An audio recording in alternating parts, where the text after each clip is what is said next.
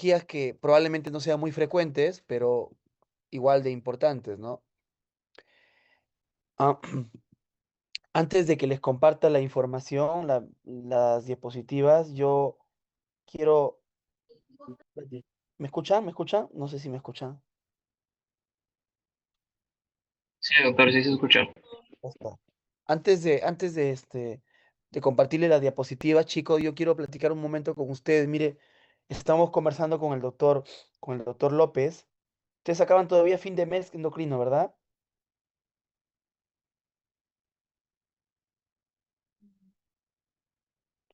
Sí, doctor, al final de mes acaba la rotación. Ya está, Hasta creo, me parece el 28 por ahí. ya está, perfecto. Vamos a 28, 28, 28, ya sí, acá, sí se hace. Vamos a reforzar en temas como tratamiento antihiperglicemiante y tanto oral como insulinas con el doctor. Hemos quedado para poder fortalecer eso porque el tiempo nos quedó muy corto en ese sentido. Así que yo creería de que sería una buena opción tratar de ver esa parte para el beneficio de ustedes, chicos. Ahora les estoy compartiendo un ratito, tengo que entrar de la otra computadora y ya. Bien. A ver, vamos a ver. ¿Alguno de ustedes ha leído acerca del síndrome de Turner? Ojo que esta es una clase muchísimo dirigida solo a síndrome de Turner. Pues sé que no, que lo único, el interés es tratar de comprender qué es síndrome de Turner. No hay otro interés más que el conocer cómo es fenotípicamente. Vaya, no son patologías muy frecuentes, así que un ratito, ojalá que esté ahí. Uy, Dios mío. Ya, perfecto. Lo que déjame bajar el volumen. Ya está. Ahora sí. Bien, perfecto. Buenas noches, jóvenes. El día de hoy vamos a hablar de una condición que realmente es poco frecuente. Déjame prendo mi cámara para poder hacer la clase bien. Ok, bien. El día de hoy vamos a hablar de una condición que no es muy frecuente, sin embargo es importante porque el hallazgo fenotípico pues a veces sucede y si bien es cierto el diagnóstico es por cariotipo, el gol estándar es dosar el cariotipo a la persona afecta que se sospecha de este síndrome, pero tiene una característica fenotípica muy frecuente. En ese sentido, entonces, cabe precisar que el síndrome de Turner es una cromosomopatía, ¿sí? De las múltiples que hay y complementa una condición primaria de hipogonadismo femenino, ¿sí? En el arsenal de hipogonadismo en la mujer existen primarios y secundarios. Básicamente, esto caracterizado por el lugar donde se afecta básicamente y la zona en la cual, o de pronto cuál es el origen que viene. Primario, obviamente, cuando hay una alteración que predisponga a un aumento de hormonas sexuales como FSH, LH y secundario cuando la situación es muy diferente. Yo no sé por qué no comparte toda la pantalla. A ver un ratito, ¿qué pasó aquí? ¿Ustedes ven con la pantalla completa, chicos? No, doctor, pero lo puede poner ahí abajo, en vez de que lo ponga en la copita, lo puede poner en el libro para que se comparta completo. Sí, claro, eso yo lo estoy haciendo en la otra computadora, no sé qué pasa. A ver, un ratito. Creo que es así. Ahora sí, espero que sí. A ver, crucemos los dedos. ¿Está lloviendo? Creo que sí. Ya está. Bueno, bien. Parte de esta presentación ha sido la referencia bibliográfica de una guía de práctica clínica, estoy viendo, ¿no? eh, propuesta por el Instituto Nacional del Niño en Lima. Hay algunas otra información que ha sido captada por el Instituto Nacional del Niño de México, del Instituto Materno Perinatal en Lima, y por ahí alguna información adicional al final que voy a compartir de manera verbal para que quede claro y redondeamos la idea. Voy a ser muy conciso con la información.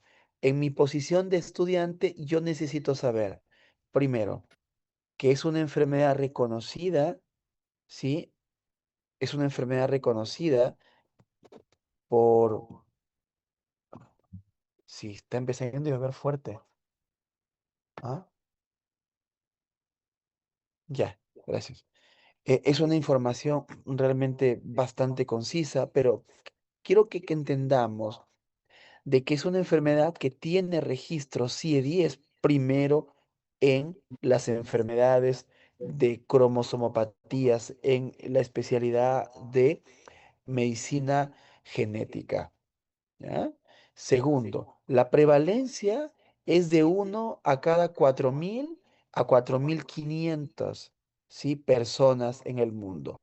Hay estudios que hablan en Latinoamérica que estas prevalencias incluso pueden llegar a ser mayores, como los que muestran ustedes aquí, de 1 a 2.000 o a 2.500. Entonces, la prevalencia va a depender mucho del lugar donde obviamente se observan los casos. En otros países, también aquí en el Perú, pues se observa cómo es que hay instituciones, ¿sí? Hay ONG que agrupan a enfermedades como por ejemplo el síndrome de Down, que es una de las cromosomopatías más frecuentes, ¿sí? Al síndrome de Klinefelter, síndrome de Turner, ¿sí? Síndrome de Klinefelter es el hipogonadismo en varones, síndrome de Turner es el hipogonadismo en mujeres, ¿no? Y claramente es una enfermedad cuya característica es que tiene solamente un cromosoma, que es una cromosomopatía 45X, así también es llamada, o también llamada una monosomía X. Entonces, ¿cuántos cromosomas tenemos nosotros en el árbol genético, chicos? A ver, ¿cuántos?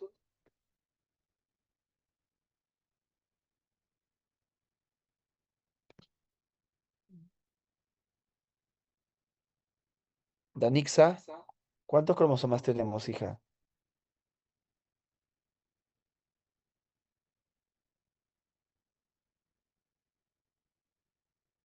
Celeste, Doctor 46. 46. ¿Y cuál crees que sea el genotipo de un paciente con síndrome de Turner?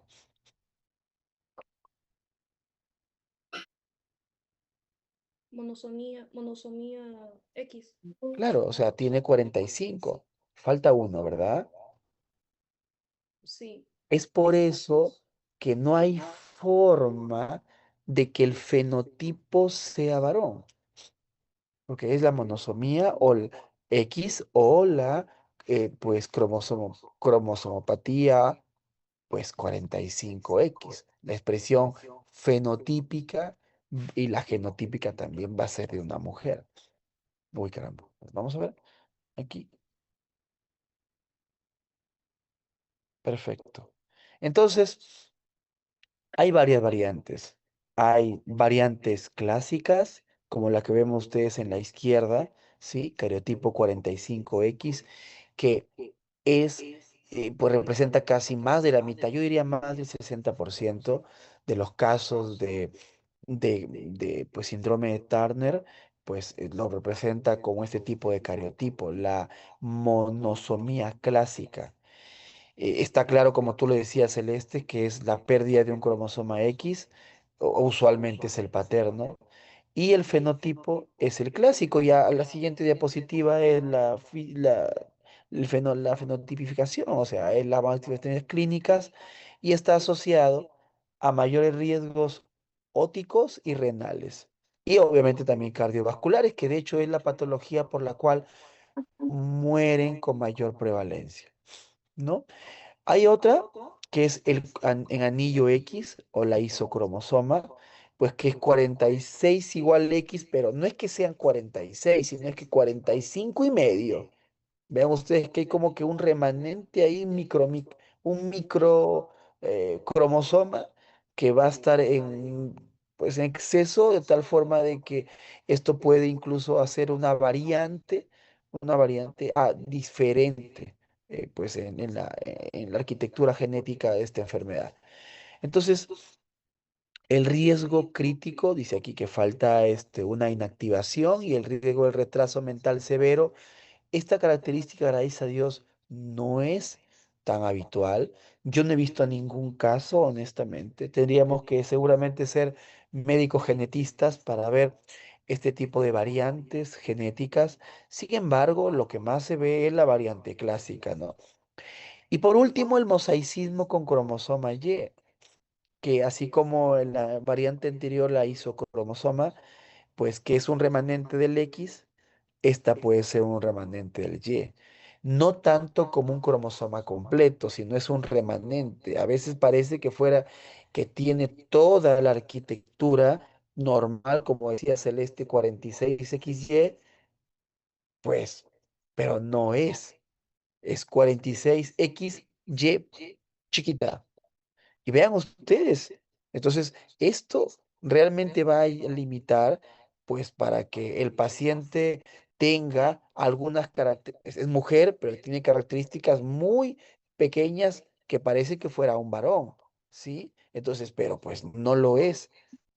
¿No? Ok, entonces eso, gracias a Dios, es muy poco frecuente también. Yo particularmente no he visto ningún caso de esta variante genotípica, pero es necesario que entiendan que casi en más del 60%, dice la literatura internacional, se encuentra la variante clásica, se reparte entre la isocromosoma o la de mosaicismo con cromosoma Y, ya el resto de los 30 a 35% restante. ¿Ok? Y si hablamos, este es un tema muy interesante, seguramente quizás no para su nivel, pero pues yo creo que sí es bueno mencionarlo. Lo interesante es que entendamos de que en cada uno de los cromosomas existen regiones que van a codificar una alteración en particular. Es como tener, ellos lo ponen con un cartógrafo, hacer una lectura de un cartógrafo de tal forma que aquella situación que se altere, aquella ubicación del cromosoma, un alelo pequeño que se altere del cromosoma, obviamente va a predisponer, ¿sí?, la aparición de ciertas manifestaciones clínicas. Por ejemplo, si hay un gen de este cromosoma, que es el BMP15, va a estar directamente asociado a una insuficiencia gonadal increíble. Si hay la alteración de un gen, como los de la familia FMR, tanto uno, dos, vaya, hay tres también, pero los dos frecuentes estos, obviamente esto va a denotar la poca facilidad de procreación de la mujer. De hecho, esto explicaría la mayoría de casos de insuficiencia ovárica o una insuficiencia ovárica precoz o prematura. Esto explica la gran cantidad de frecuencia que tiene un hipogonadismo femenino en la mayoría de casos de hipogonadismos primarios, ¿ok? En la mujer, obviamente. Entonces, escenarios de esta manera hacen cómo es que yo pueda ir viendo con cada alelo, cada gen dentro del cromosoma, en este caso el cromosoma X, va a limitar a la alteración a ese nivel y esta alteración muy puntual va a explicar cómo es que se van a ir apareciendo diferentes manifestaciones clínicas en nuestro paciente. Pero bueno, el fenotipo sistémico, ese fenotipo que de hecho es más frecuente en la cromosomopatía 45X, que es de manifestación clásica, pues es que tiene manifestaciones así como las que ustedes estén viendo. Miren, la talla baja falla en el crecimiento, que es hasta en un 100%. Yo creo que eso lo caracteriza. De hecho, incluso cuando hemos visto yo en mi etapa de residente más que en la etapa de especialista, hemos visto cómo es que muchas mujeres que llegan a la consulta de endocrinología pediátrica y que ellas independientemente no tengan ningún otro fenotipo, solo talla baja y falla en el crecimiento, en la cabeza del endocrinólogo pediatra tiene que estar la posibilidad de descartar síndrome de Turner. Obviamente fenotipo mujer, ¿no? Bien, entonces luego la infertilidad, la falla ovárica, ¿sí? Hay jovencitas que deberían empezar a menstruar, se retrasan en su menstruación, no les aparece cuando deberían aparecer ya. Y por otro lado, pues está expuestas a tener, a vivir con infertilidad, incluso tienen ya hipogonadismo extremo, o sea, evaluamos, pues tiene ovarios infantiles, ovarios de crecimiento, tal como, como tal ovarios, entonces obviamente no hay esa respuesta hormonal del eje hipotálamo, hipofisario, gonadal en la mujer, entonces eso fragmenta la posibilidad de la que la mujer pueda ser gestante. Y pues otra de las cosas importantes es, esto es algo curioso porque pues sí también se ve, cuando uno lo ve frente a frente al paciente, hay un aumento, una desproporción entre el segmento superior y el segmento inferior, ¿sí? Se entiende que la parte del tronco, a partir del ombligo hasta la cabeza, la parte del tronco y la cabeza es más larga que la parte del ombligo en la parte inferior. Entonces, obviamente esa simetría corporal, estructural, no se respeta y eso también es un fenotipo característico de este síndrome. Muy bien. Eso, por ejemplo, no sucede, por ejemplo, en el Klinefelter, ¿no? En el Klinefelter tienen piernas más altas, tronco más bajo. En este caso, en ellos es diferente. Nodos de prevalencia media también, o sea, y esto y es muy importante porque verán cómo es que en esta parte ya no es tan como que un signo patognomónico de la enfermedad, sino es poco frecuente, pero en algunos sí se puede ver. Por ejemplo, malformaciones cardíacas. Esto, diría yo, es una de las principales causas de mortalidad en estas pequeñas y bellas niñas que tienen esta enfermedad, ¿no? La micrognatia, la boca pequeñita, sí, la boca pequeñita, tienen una boquita con unos labios pequeños, el cúbito valgo, la sifosis, la otitis media recurrente, aunque esto honestamente no es tan frecuente, pero pues puede haber algunas poblaciones que sí lo puedan tener. La hipoacusia neurosensorial, y hay otras que definitivamente a veces no lo tienen y eso a veces quizás nos quedamos, ¿no? Si uno revisa un libro, lo característico que uno puede decir es síndrome de Turner, ah, ya el cuello alado. Y fíjese que la literatura nos dice que eso no es tan frecuente, o sea, puede haber un síndrome de Turner sin cuello alado.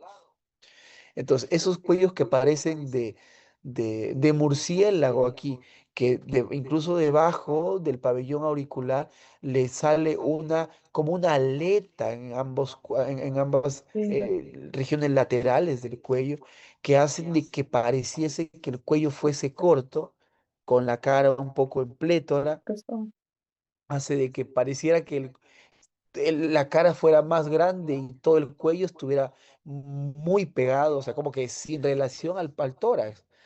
El riñón en herradura, que es una alteración que no es tan frecuente. La verdad que nunca he visto un riñón en herradura en un síndrome de Turner.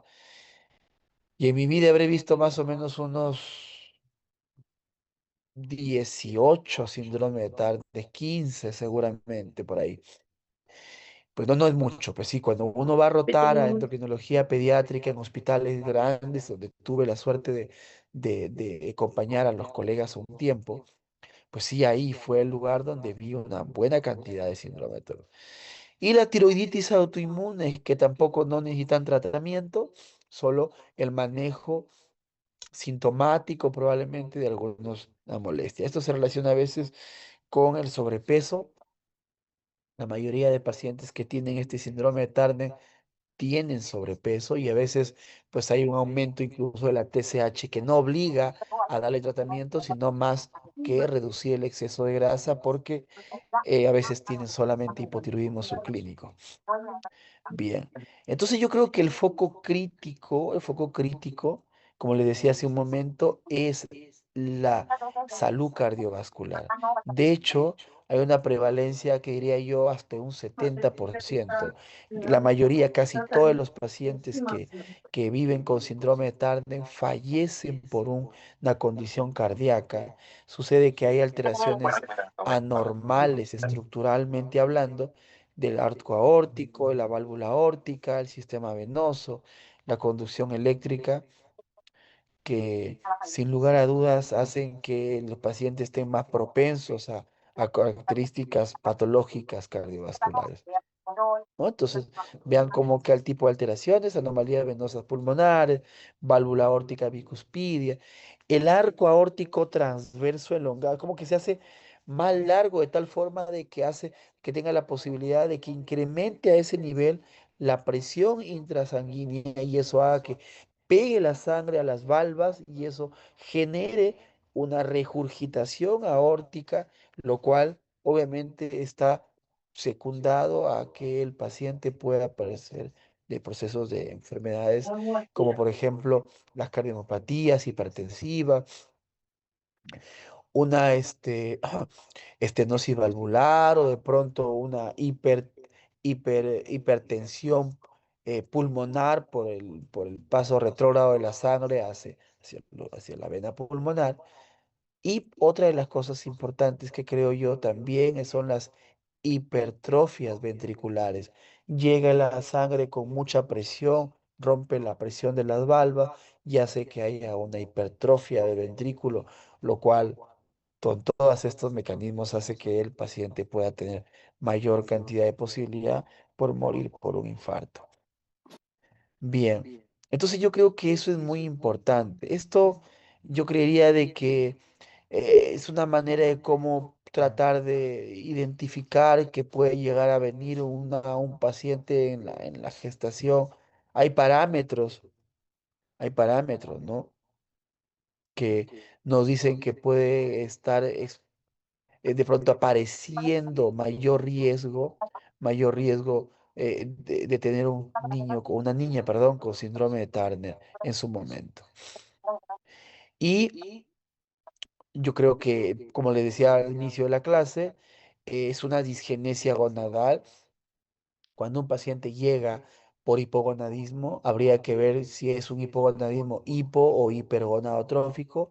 Sin embargo, independientemente si altera el tronco hipotálamo hipofisario o a nivel periférico, pero lo más llamativo aquí es que el paciente tiene una insuficiencia ovárica.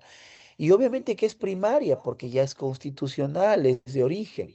Entonces esos ovarios ya son ovarios, a ver, como tener lo normal es como tener, a ver, una uva chilena y luego lo enfrentamos, lo exponemos al sol, esa uva chilena se hace pasita. Lo mismo, vean ustedes la diferencia, la imagen es clarísima.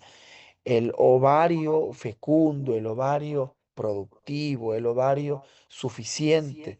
Pero vean ustedes cómo es que a la derecha hay un ovario infructuoso, cadavérico, que definitivamente no tiene opción de que pueda ser fecundado. ¿Sí? Entonces eso es muy necesario que tengan en cuenta. Hay biomarcadores, como la elevación, les decía yo hace rato, de la FSH. Y claramente la hormona de la producción gonadotrópica es la hormona antimuleriana. La hormona antimuleriana es un predictor directo de qué cantidad de huevitos, qué cantidad de óvulos una mujer puede generar. Cuando uno tiene menos de 0,2, obviamente ya se dice que esa paciente o está en menopausia o tiene una insuficiencia ovárica increíble. En ella ya no vamos a poder hacer muchas cosas para que salga gestando. Entonces, eso es muy importante que tengan en cuenta. La prevalencia de cada uno de cada tres inician con desarrollo mamario seguido del paro puberal o amenorrea secundaria, pero es como un destello. Pero eso no significa de que el paciente o la paciente va a ver regla todos los meses, va a estar bien con sus hormonas, no va a haber inclusive un ciclo menstrual como tal. Entonces yo creería que es importante que se tenga en cuenta esto.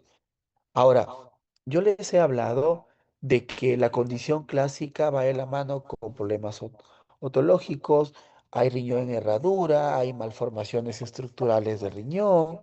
Sin embargo, también es preciso que comprenda que hay un impacto metabólico increíble. Miren, amigos,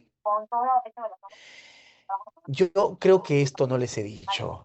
A ver, miren, las enfermedades endocrinas tienen una característica peculiar. Hay una suma entre la genética y el medio ambiente. Todas las endocrinopatías tienen un origen de genético y medio ambiente. Es como tener una explicación de dos orígenes, ¿no? Se mezcla dos orígenes, genética y medio ambiente. Hay enfermedades que tienen que ver mucho el medio ambiente. Por ejemplo, la obesidad. La obesidad usualmente tiene más una conducta medioambiental y una presencia genética. Voy a ser burdo con esto que le voy a decir, ¿ah? Pero eso lo hago para que sea didáctico. Por ejemplo, si yo vivo con obesidad, probablemente el 30% sea responsabilidad genética, quizás 40-50, pero 30% y el 70% fisiológicos, hormonales y medioambientales. ¿Ok? Ya está. Eso es por un lado. Es una enfermedad endocrina muy frecuente cuya característica genética tiene un 30%. Pero vean aquí el síndrome de Turner, el síndrome de Klinefelter, el síndrome de Down. Tiene 70% probablemente, diría yo 80-90% de pues explicación genética, pero tendrá 10 o 15% de explicación medioambiental. Y ahí vienen las enfermedades metabólicas que se asocian a estos factores. Por ejemplo, el impacto metabólico, la diabetes tipo 2 y las hepatopatías, que son condiciones netamente metabólicas, van a empeorar el pronóstico de un paciente con síndrome de Down. Entonces, si yo tengo, doctor González, un riñón en herradura, una alteración a nivel cardiovascular de las que les he explicado, pero además tengo un riñón lleno con grasa y un corazón lleno de grasa, ¿acaso no creen que la mortalidad va a aumentar? Por supuesto que va a aumentar, ¿verdad? Entonces, vean cómo es que las características metabólicas también pues empeoran el factor pronóstico de las enfermedades genéticas como el síndrome de Turner. ¿Ok? Bien. Y bueno, ya para terminar, yo quiero ir compartiendo un pequeño protocolo de cómo es que las instituciones que manejan con mayor frecuencia esta enfermedad hacen el trabajo para llegar a un diagnóstico oportuno. Primero, hacen, ya les decía yo hace rato, el gol estándar, el cariotipo en sangre. Luego buscan de manera proactiva el material que, porque puede ser un caso de un mosaicismo. Luego hacen el mapeo por imágenes, ¿sí? Hacen, entre otras cosas, ecocardiograma para evaluar, obviamente, la condición actual del corazón. No olviden que hay hallazgos muy como que prevalentes en el paciente, cardiovascularmente hablando, muy prevalentes a nivel del corazón del paciente con síndrome de Turner. Hay rastreo bioquímico y neurosensorial también, por ejemplo, la parte bioquímica de diabetes, decía, ¿no? Pues el glucosa, enzimas hepáticas, hay alteraciones oculares, quizás por eso emisiones otoacústicas o potenciales evocados. Bien. Y algo importante, yo creo que esto es muy importante porque creo que es necesario saber en qué momento yo voy a identificar, ¿no? En principio, si sospechamos de un niño que tenga síndrome de Turner, entonces lo que hay que hacer es un sinnúmero de examen, ecografía renal, evaluación cardiológica, screening auditivo visual, asesoramiento genético. O sea, sí tienen que todas estas especialidades tener presencia en el paciente que vive con estas enfermedades, ¿no? Y hacerle pues ciertos controles de 0 a 4 años, por ejemplo, siempre tener la tarjeta de crecimiento y desarrollo. Hay un ponderado diferente, un punto de comparación, una tabla de comparación diferente, así como hay para síndrome de Down, también hay para niños o niñas, perdón, con síndrome de Turner, que obviamente no vamos a esperar que crezcan igual como crecen los niños que no tienen esta condición, ¿no? De 4 a 10 años, inicio el tamizaje anual, perdón, para hipotiroidismo, enfermedades celíacas, evaluación de la ortodoncia, evaluación psicosocial. Yo creo que a esa edad ya empieza la posibilidad de los amiguitos que le hacen bullying porque todo lo diferente creen que es malo y obviamente eso hay que evaluarlo desde el punto de vista de un psicólogo, ¿no? Y el algoritmo de manejo y monitoreo, o sea, ya sabemos de base, si identificamos a un paciente y tiene riesgo, obviamente lo que hay que hacer es, pues, repetir los exámenes cada cierto tiempo y tenerlo en la consulta de endocrinología pediátrica. Pero si no tiene ningún riesgo de coartación o de alguna alteración tricuspidia o bicuspidia o hipertensión, pues habría que evaluar en qué percentil está de su crecimiento y repetirle sus exámenes por el endocrinólogo pediatra cada vez que tenga alguna alteración en particular o cada 3 o 6 meses, ¿no? Y luego ya cada año, incluso como dice acá, cada 5 años en aquellos que no tienen riesgo. Pero en aquellos que sí tienen riesgo, lo que hay que hacer es repetir cada 1 o 3 años. Y sin lugar a dudas hay que derivar al cardiólogo. Los pilares de terapéuticos universales, lo primero hay que recordar que en aquellos niños que tienen deficiencia de la hormona de crecimiento, pues el objetivo es mejorar su estatura, no empeora el pronóstico del síndrome de Turner, al contrario, o sea, esto puede hacer que los niños puedan tener que crecer un poquito más, entonces lo importante es que tratemos en lo posible de ayudarlos a los pacientes a crecer un poco más y hacer que también vayan a sus controles de manera oportuna. Y otra terapia de reemplazo de estrógenos, que eso habitualmente se da en jovencitas que ya deberían haber empezado a menstruar. Obviamente el objetivo es que no haya a incrementar resorción ósea. Por eso es que darle anticonceptivos a las nenas en el momento para simular un mayor comportamiento a nivel de hormonas sexuales, harán que ellas tengan, entre otros motivos, pues ya un desarrollo puberal mejor, un crecimiento uterino mejor, y por sobre todo algo que no se ve, pero sí se siente en la vejez, es la densidad mineral ósea.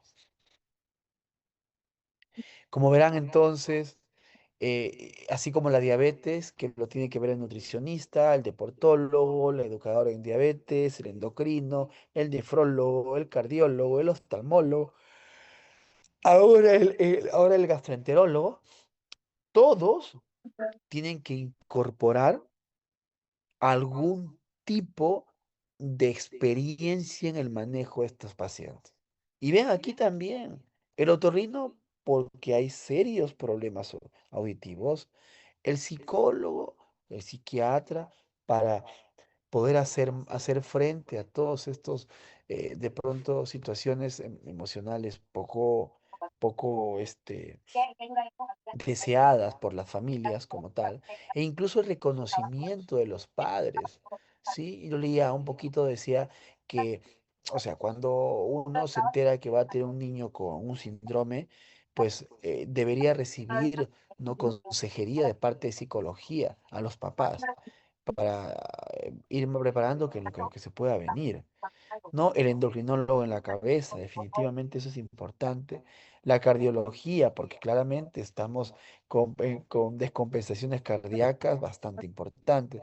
Y también ginecología y genética. Obviamente es importante evaluar el porcentaje de fertilidad y todo ese tema que creo que es necesario tener en cuenta, ¿no? Entonces, no sé si hay alguna pregunta, alguna duda, chicos, alguna inquietud. He tratado de ser muy conciso. No vamos a hablar más de esta enfermedad, salvo que ustedes tengan alguna pregunta, alguna inquietud. Perdón la hora, ¿eh? ¿Preguntas, dudas? Doctor, ¿estos pacientes cuánto su vida o sea, Digo, la vida. ajá, Mira, la verdad, hasta cuando yo era residente creía que a los 30, 35 años, un paciente que vive ojo, con síndrome de Down podría vivir. Ahora he visto a ancianos con síndrome de Down. Sí, porque la intervención temprana apenas nace y su seguimiento es grandioso. Ahora igual, un paciente con su síndrome de Turner, su tiempo de vida media es más corta. Sin embargo, pues yo he visto apenas hace poco una persona que llegó al hospital, mi paciente en el Hospital Belén, que tenía 38 años y tenía síndrome de Turner con hipogonadismo, insuficiencia ovárica, o hipogonadismo hipogonadotrófico. Obviamente, y está viva. ¿Y por qué? Porque sus papás apostaron por ella, porque apostaron por sus exámenes, por cuidar su corazón, por hacer sus chequeos a tiempo, y todos esos factores han ido mejorando. Obviamente la expectativa y calidad y la cantidad de años de vida en estos tipos de pacientes. ay, doctor, gracias.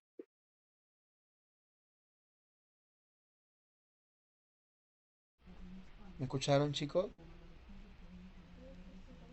Sí, doctor. Perfecto.